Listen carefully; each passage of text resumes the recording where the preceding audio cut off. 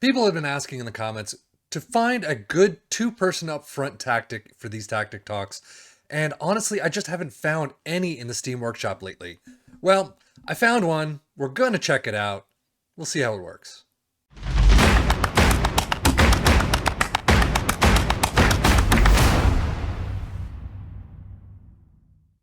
Going straight into the tactic, as you can see, this is called the 3-5-2, the Juggernaut. It is a sweeper keeper in attack. People are loving the sweeper keeper in attack lately.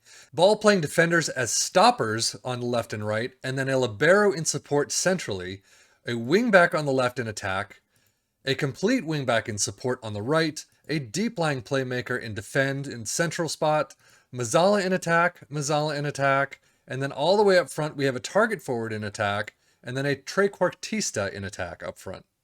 It is a very attacking mentality, so I'm not expecting great things with very attacking mentalities right off the bat, especially when you're used the entire season throughout a sim. Again, the Steam Workshop really has nothing on this one except a screenshot. So no instructions, no play very attacking until you concede your first or until you get in your first or second, and then let it off a little. So we've gone very attacking this entire time. Yeah, that's going to do well.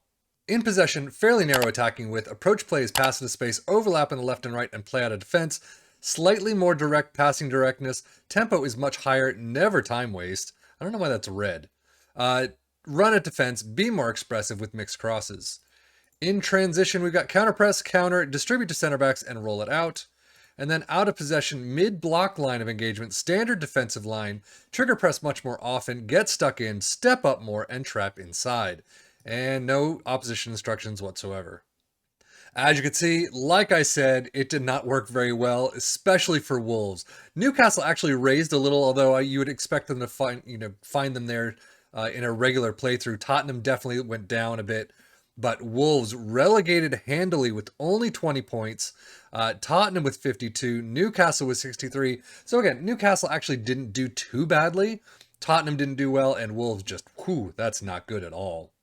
So starting off with the top in the table, Newcastle's schedule looks really nice through August. The first Liverpool match, definitely not so much, but coming right back against Crystal Palace and continuing on, but then it gets just bad. A couple of wins here and there through the rest of the first half of the season. Starting out with a draw against Arsenal and Brentford, a fantastic January there, continuing on in the Cups. Losing out in the FA Cup fourth round replay to Liverpool 1-2. Definitely the bogey team this season. They did lose out to Burnley in the EFL Cup third round right there. So only the Prem to play for. And actually they didn't do too badly. They finished off February nicely. Not a great March, but only 3 matches. Starting off April, not great against Manchester United, but 6-3 over Nottingham Forest, 1-0 over Tottenham. And just continuing on till Everton, losing to and then beating Wolves 6-3 in the end. Tottenham, just spotty everywhere you look. Starting out with a nice win against Everton 2-1, losing to Man City, losing to Leicester, but then picking it up again against Brentford and Bournemouth. But then just a weird September, ins and outs, and then a bunch of draws in October. I mean, at least you're getting a point, but still. Fulham, Champions League, Fenerbahce you should have won, losing to Fenerbahce. Bayern you win 3-2, but you lose to Fenerbahce. That seems odd to me. Champions League, Sporting though you're in. EFL Cup third round, and second half of the season you're still continuing. It continues to be spotty. You were pushed to Europa Leagues with that. Feyenoord just dropped you out though. 3-all at home, 2-5 away from home. Not great. Fantastic March. You get to the quarters of the FA Cup. Let's see. Did you lose out in the EFL Cup? Yes. EFL Cup quarterfinals, 3-4 against Southampton. Not fantastic. I mean, you get to the quarters, I guess. Semifinals, you win against Manchester United and you lose out to Manchester City in extra time, 3-4 in the FA Cup final. As I always say, hey, you got to a final, and you got to the quarters of the FA Cup. Europa League, not so great, but overall, not a great second half of the season. You do have a fantastic March, but that's about it. And there's not going to be a lot said about Wolves right now. You do win out in the EFL Cup second round, and the third round. You lose out to Leicester 1-5 in the fourth round.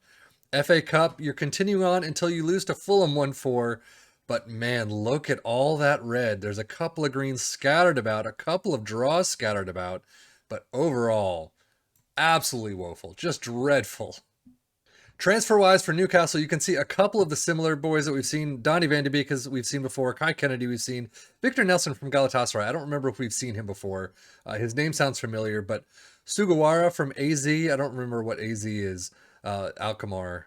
Yep, Alkmaar. I apologize. Oscar Aranda from Real Madrid Castilla, which I believe is the second level Real Madrid. And then Facundo Farias from Cologne. Nobody out except loans that we haven't seen before.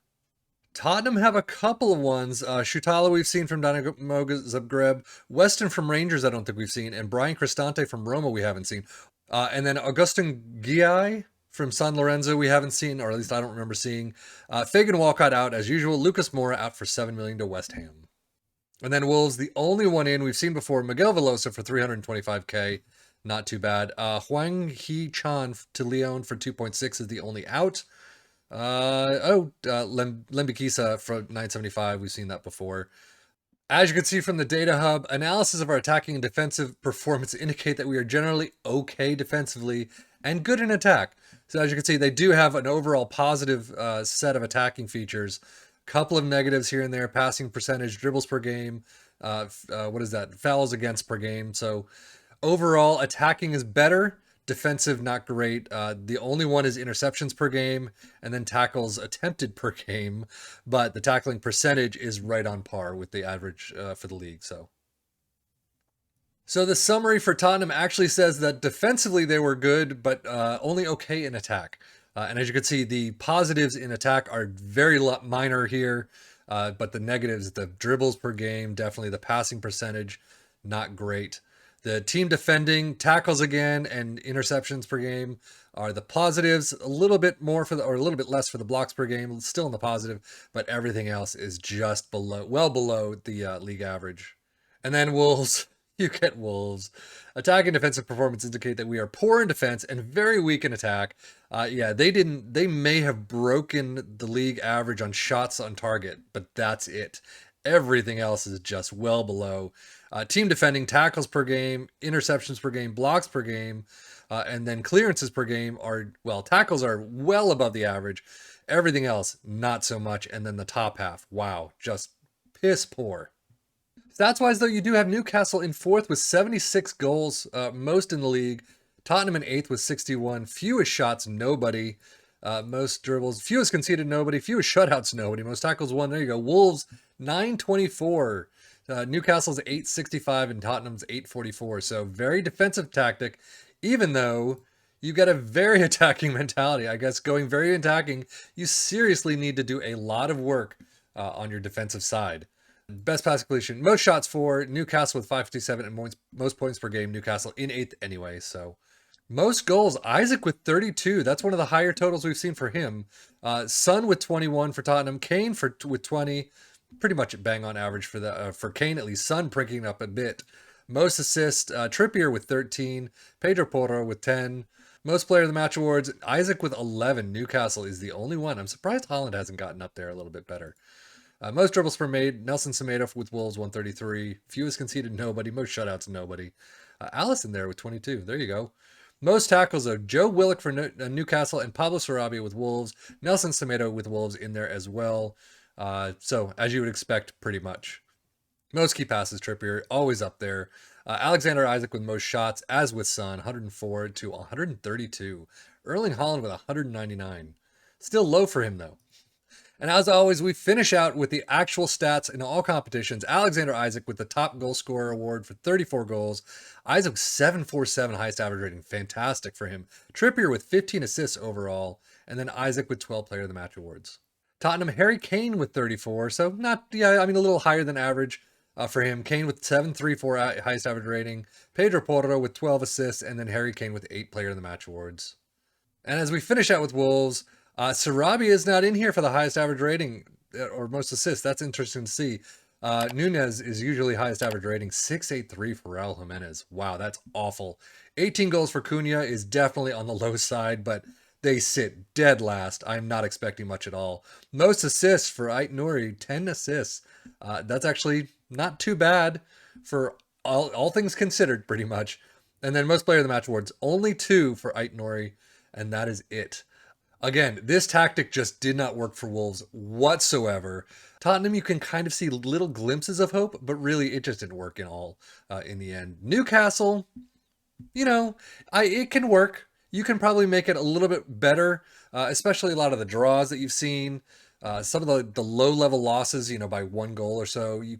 If you're any good at the game, if you're doing the shouts, if you're motivating your team a bit better, then you can probably pick up a couple more wins, get into these European spots.